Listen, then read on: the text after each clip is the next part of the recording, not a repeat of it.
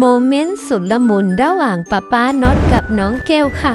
น้องเกลอ้อนป๊าป๊าได้น่ารักสุดๆหลังจากเสิร์ฟพี่ๆ FC ที่ไปรับเสื้อและซื้อเสื้อแอบิเกลแบบสุดเหวี่ยงนะคะอยากจะบอกว่าคุณดาราสาวเสิร์ฟแบบเต็มที่จริงๆเลยนะคะรับทุกตำแหน่งเลยนะคะทั้งเต้นทั้งเปิดแผ่นนะคะทุกคนเสิร์ฟสุดเหวี่ยงจริงๆแล้วพอเหนื่อยนะคะน้องเกลก็ขอไปพักใจกับป้าสักนิดนึงนะเป็นโมเมนต์สุดน่ารักนะคะทุกคนค่ะเห็นแล้วใจละลายละมุนสุดๆน้องเกลอยู่กับป้าแล้วตัวเล็กตัวน้อยสุดๆไปเลยค่ะ